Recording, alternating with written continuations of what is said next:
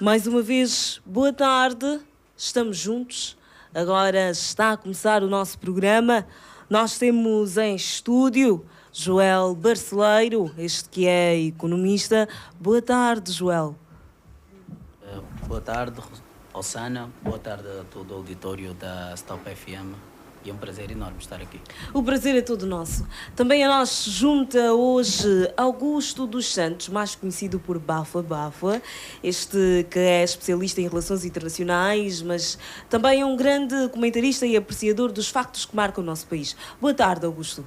Boa tarde, Sana. E é um prazer estar aqui no programa pela primeira vez. Com certeza se juntará a nós em outras edições. E você conhece já Pedro Moreira, que também é especialista em relações internacionais, também é jurista, entre várias profissões que exerce. Boa tarde, Dr. Pedro. Boa tarde, Sana Inglês. Boa tarde aos companheiros aqui da plateia e boa tarde a vós, doutor da Stop FM. Vou estar mais uma vez aqui neste estúdio. Espero que aconteça mais vezes. Claro que sim, claro que sim. Caro ouvinte, nós hoje trazemos temas muito pertinentes e com certeza que você que está aí do outro lado a acompanhar o nosso programa deve imaginar que naturalmente comecemos então com um grande destaque desta semana, que foi o discurso proferido pelo Presidente da República, João Manuel Gonçalves Lourenço, sobre o Estado da Nação. Neste discurso foram apontados vários aspectos que marcaram então a legislatura, o período de 2023 a 2024, então este exercício feito pelo nosso Executivo, sendo este o titular do Poder Executivo, então trouxe aqui para nós várias observações daquilo que é a economia, daquilo que é o estado social do nosso país, parcerias e outros acordos internacionais que estão em vigor. Este discurso cumpriu com um ditame constitucional, já que foi a 7ª vez em que João Lourenço, após ter sido reeleito para um segundo mandato em 2022, dirigiu uma mensagem sobre o Estado da Nação.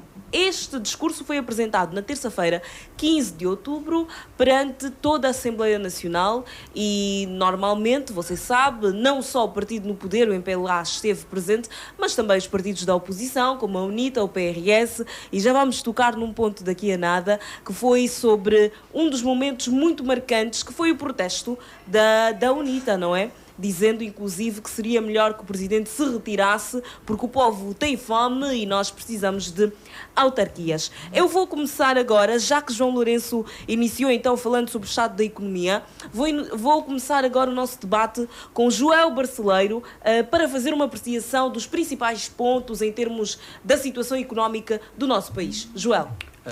Boa tarde mais uma vez. Boa tarde aos colegas do painel.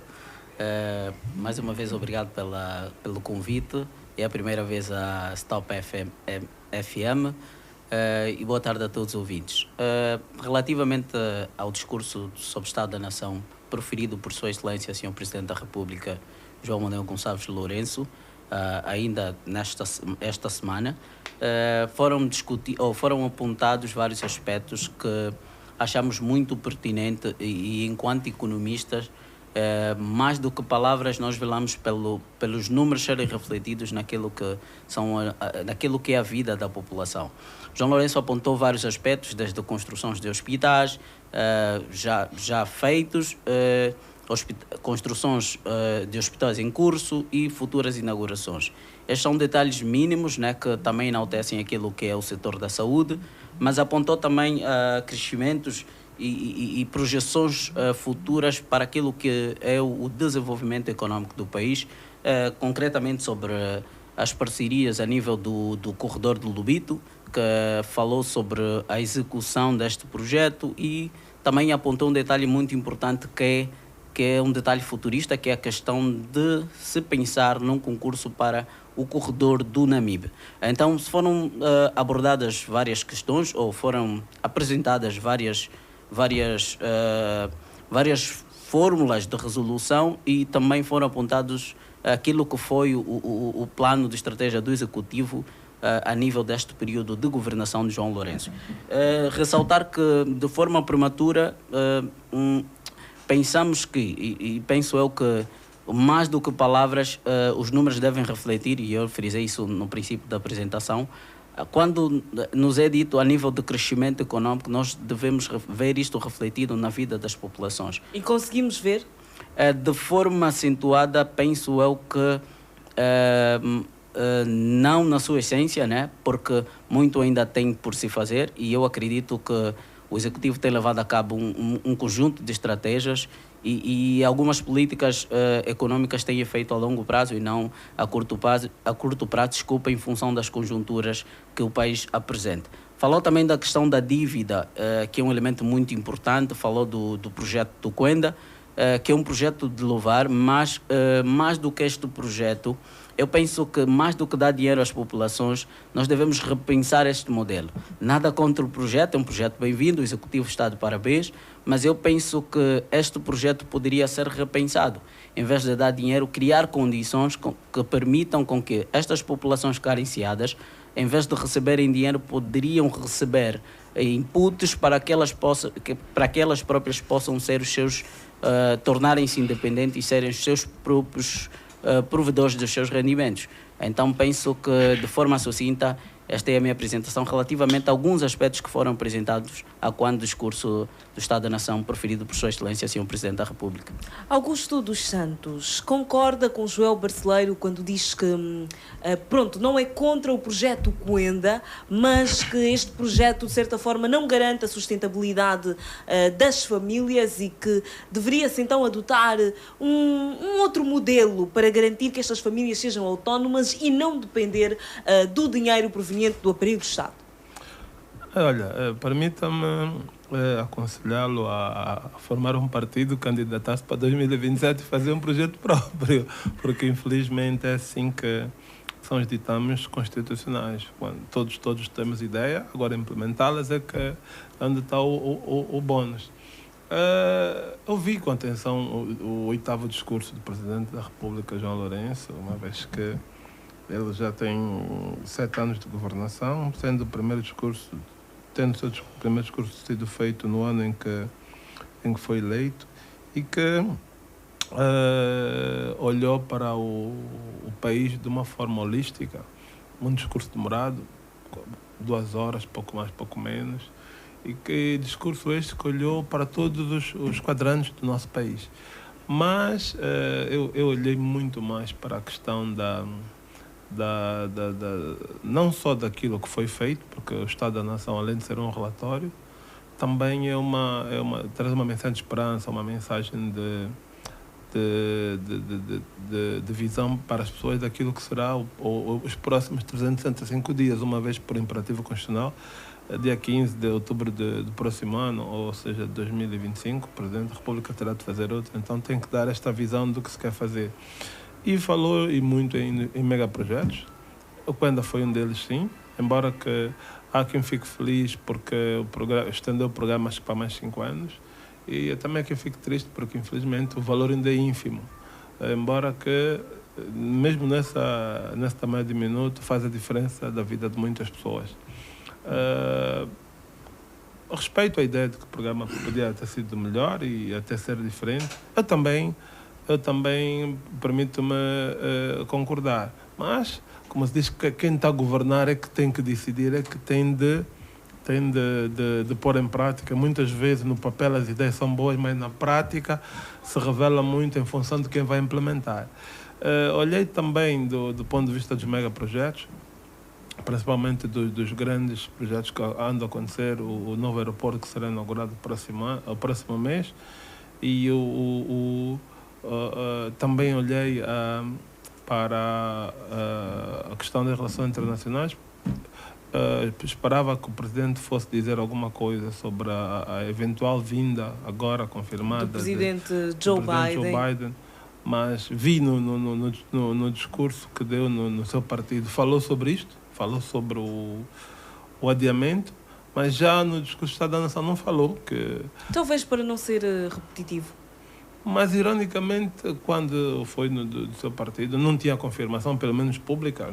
Talvez, falou-se que houve uma conversa entre homólogos, mas não houve nenhum pronunciamento da Casa Branca, ou uma confirmação. E já, esta semana, já havia o que esperava que fosse rebater de novo neste quesito, porque o Presidente Joe Biden não é uma pessoa qualquer, é simplesmente o presidente do país mais desenvolvido, da maior economia do mundo. Então, a sua vinda do nome da relação internacional é sempre um marco inquestionável. E aí precisávamos de ressaltar este feito. Um ponto que talvez não tenha sido daquilo que eu esperava, a questão das autarquias. Continuamos na narrativa de adiar o processo, de adiar a possibilidade dos cidadãos poderem votar nos seus líderes locais, nos seus políticos, ou não, podem ser civil ou cidadãos comuns, que pudessem resolver os problemas muito mais básicos.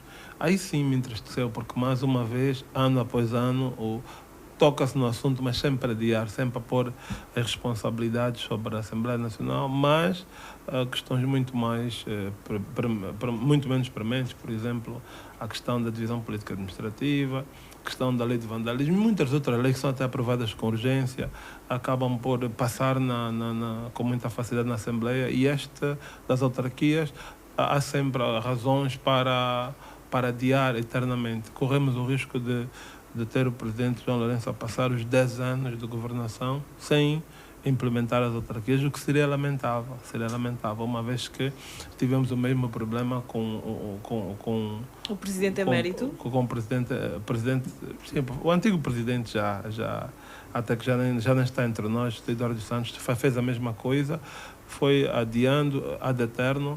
Não só saiu do poder, como hoje também já não está em vida e nem vemos a possibilidade de votar na nossa autarquia.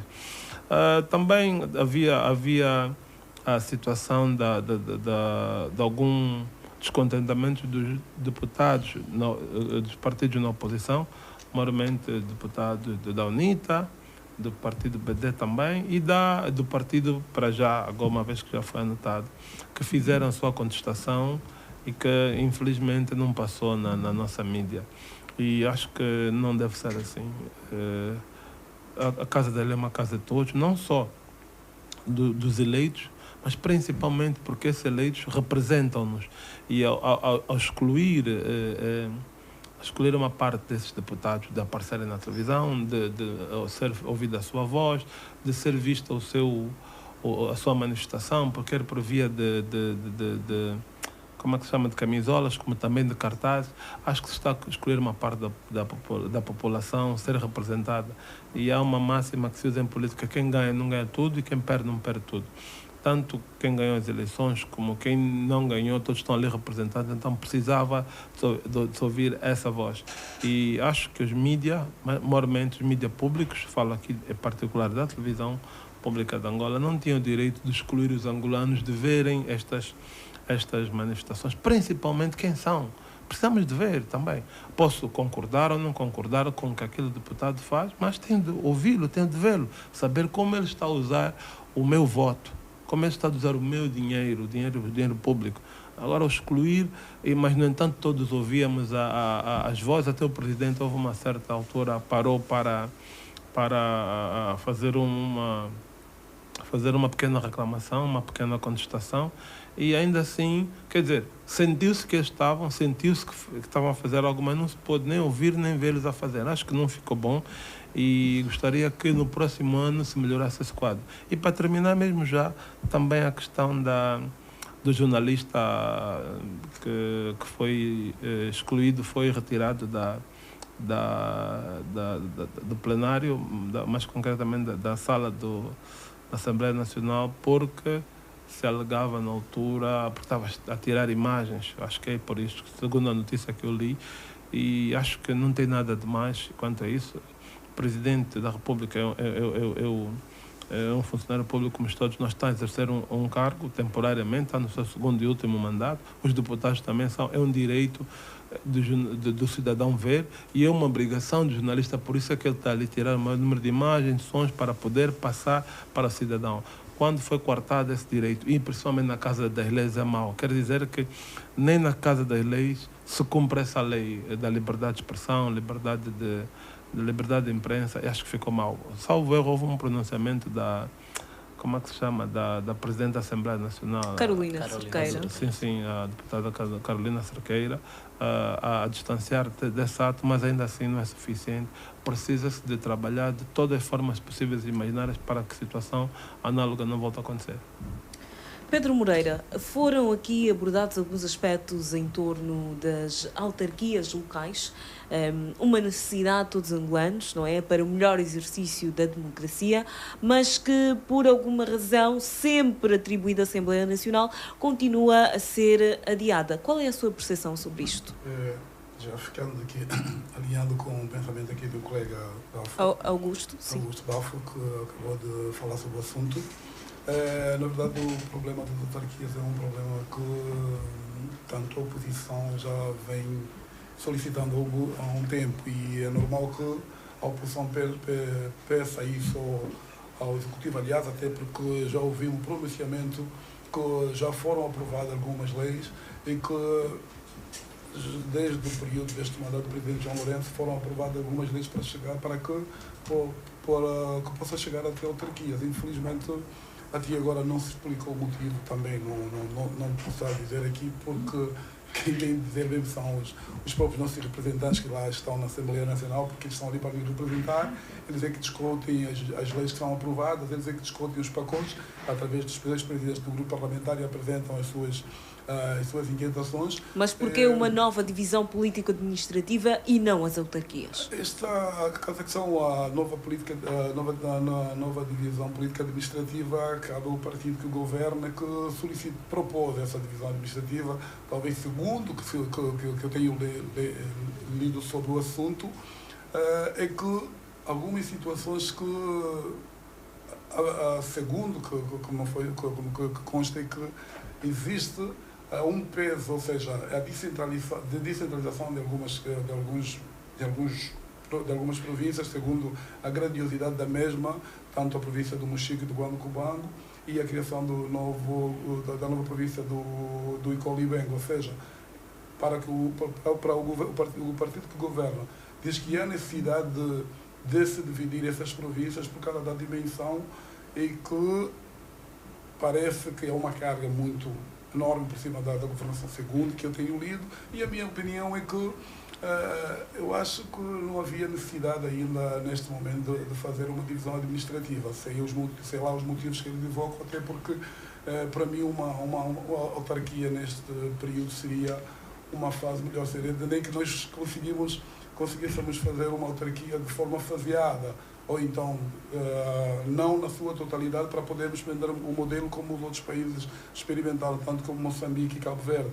Eu acho que seria essa, para mim, a minha opinião, seria essa a melhor opção, uma autarquia de forma paulatina, para que pudesse abranger em todos os cantos, mas não uma divisão administrativa neste momento, até porque uma divisão administrativa também vem pesar muito sobre o aparelho do Estado, em termos do Orçamento Geral do Estado, e que os dinheiros já nos é escasso. Então, com essa divisão administrativa, poderemos ter um número de funcionários por mês, que foi o que eu disse. Isso, quem está dentro do próprio aparelho do Estado consegue ter uma visão diferente de quem está fora, não é? Como um treinador consegue ver melhor a equipe que está por dentro que os telespectadores.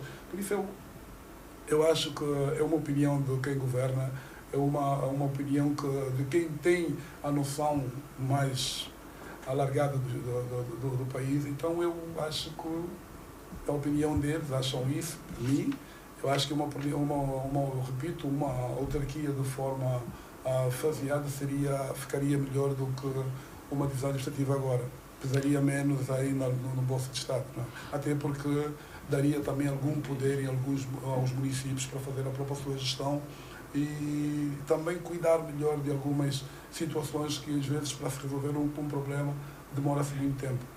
João Barceleiro, autarquias locais ou nova divisão político-administrativa? Na sua percepção, esta nova divisão político-administrativa vai conseguir suprir, então, as necessidades do povo, aproximar os serviços do cidadão e, assim, conseguir responder aos seus anseios? Eu gostaria de partilhar da opinião do meu colega de painel, que é o Primeiro, eu já estou no meio de mais velhos e a responsabilidade é maior. Somos africanos. Depois da maioridade somos todos mais velhos. Não, mas somos africanos e temos uma série de procedimentos e ensinamentos que nos foram passados enquanto... Não está chamado de velho, pois não? Não. É só para quebrar gelo. Partilhando aqui a opinião do doutor Pedro Moreira, eu penso que foi ainda uma decisão um pouco prematura, atendendo ao atual contexto do país. Por quê? Porque a nova divisão administrativa, e eu vou olhar para a questão econômica, traz consigo custos. E quando eu digo custos, estamos a falar custos infraestruturais, estamos a falar custos a nível de pagamento de salários, as regalias que são alimentadas pelo nosso governo. Essa série toda de custos, de certa forma, vai pesar um pouquinho para aquilo que é as finanças públicas. Obviamente que o Estado vai ter que redobrar esforços, vai ter que ajustar as suas finanças para poder custear, para poder cobrir esses custos. Desculpa.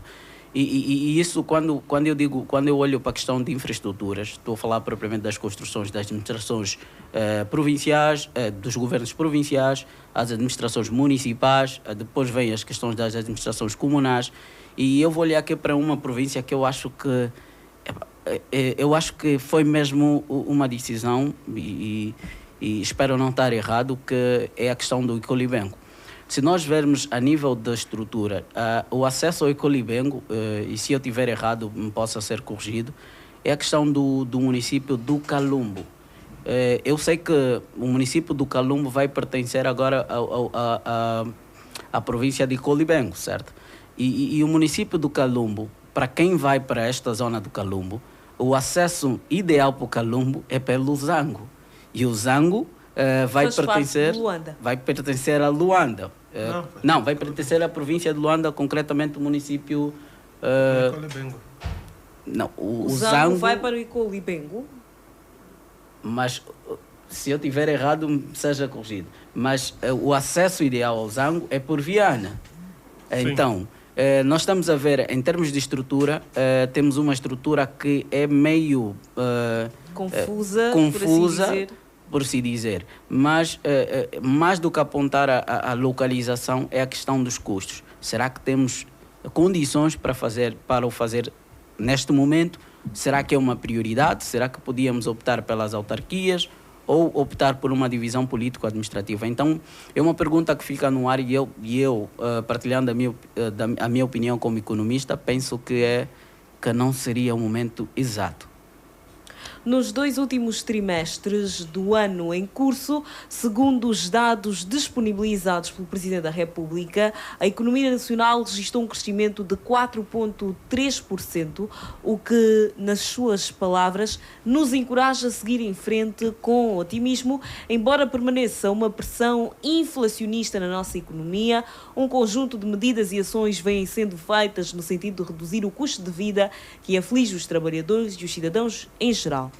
O que é isto, Joel? Um crescimento de 4,3%. Como é que nós podemos identificar este crescimento na economia e porquê é que, mesmo com o crescimento da economia, continuamos a ver que o custo de vida continua tão alto e esse crescimento não se revê na qualidade de vida e as condições de vida do cidadão? Este crescimento é bom desde o momento em que isto reflete naquilo que é o estilo de vida ou na melhoria da qualidade de vida das populações.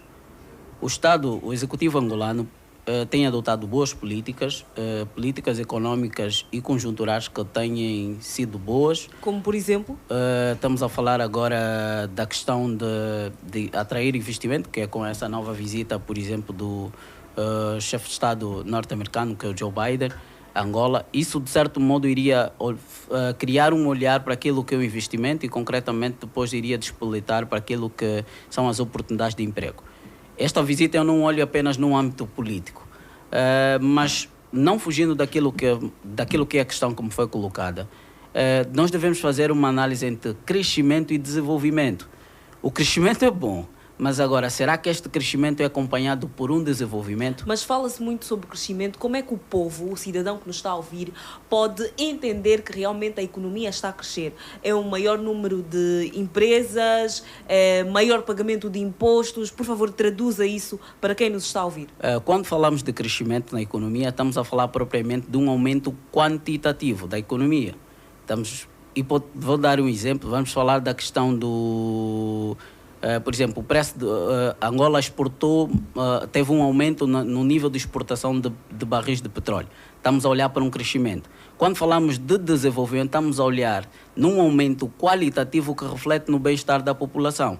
Então, este crescimento das exportações de petróleo deve refletir significativamente naquilo que é a qualidade de vida da população. Fala-se de petróleo por ser o produto que nós mais exportamos, é o que conseguimos comercializar mais. Mas além do petróleo também temos aqui a venda de recursos como o diamante, o ouro também, a madeira, inclusive tem sido muito explorada. Então, todos estes setores influenciam diretamente na economia do nosso país. Todos estes setores influenciam na economia e hoje o Executivo angolano está de parabéns porque já está a olhar para os outros setores. Não da mesma forma que olha para o petróleo, mas a economia não faz só de petróleo. Nós somos um país com... Temos agora o agronegócio.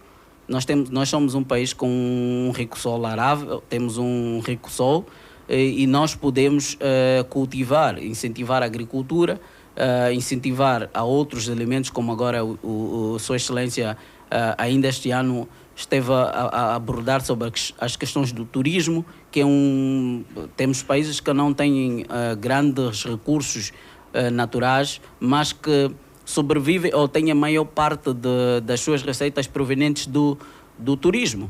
Angola está a caminhar nesse sentido, inclusive tivemos agora o lançamento do projeto Raio do Kavango, ali na região Namibe, Cunene. Tivemos aqui um turismo aventureiro, radical, inclusive já tivemos aqui o Dr. Rui Lisboa, que é o PCA da Anagero, inclusive então estamos a desenvolver mais, abrir a nossa economia para outros setores, mas Augusto Bafua, qual é a sua percepção? Então, fala-se muito, nós vemos que apesar destes aspectos, muitas empresas continuam a fechar.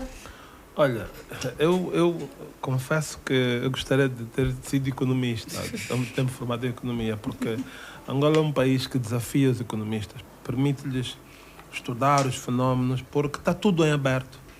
Quando falaste em crescimento de 4,3%, realmente muitas pessoas pensam que a economia cresceu 4,3% perante o período homólogo ano que vem. Mas muitas vezes a comparação não é anual, é semestral, outras vezes é trimestral.